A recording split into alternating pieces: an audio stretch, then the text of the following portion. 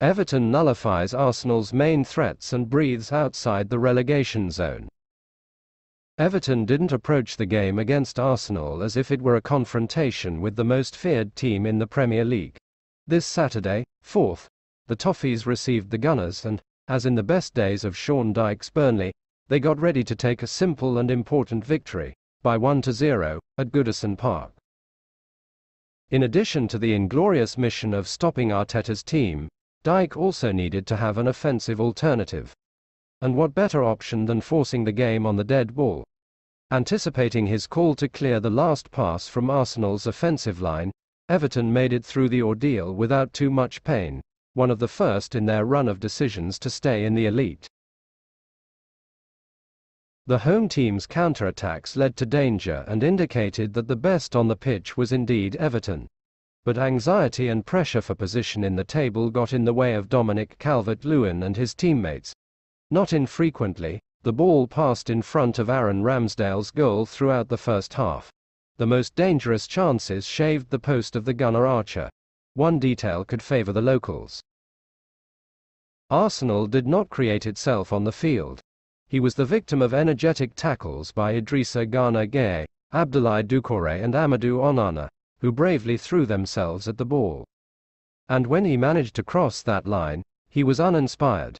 Bukayo Saka and Martin Odegaard were duly nullified by the marking, but truth be told, even with freedom, they didn't manage to get much done. The highlight of the visitors was even the fast Eddie Nketiah, who looked for the ball in midfield and dribbled to try to find space. The problem was that the decision-making of Arteta's men was not so brilliant. To make matters worse, Everton's dead ball.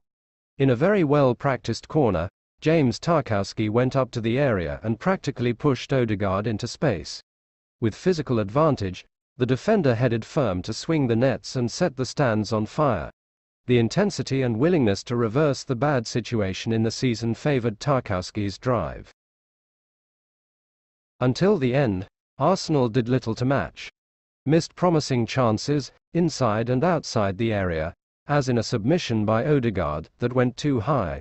The lead is still secure, 5 points off Manchester City, but the second defeat has ignited a warning sign for Londoners.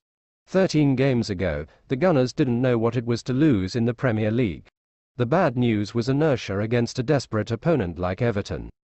To the Toffees, the belated relief. At least for a few hours, Dyche managed to get the team out of the relegation zone, overcoming more than 100 days without victories. If that will be the reality until the end of the season, in yet another dramatic escape, we don't know. What can be said is that rivals in the fight against relegation are facing a firm and fearless Everton, who sent a message of hope to their fans. If you like the video, don't stay out, subscribe to the channel, activate the bell and leave your like. See you next time Everton News.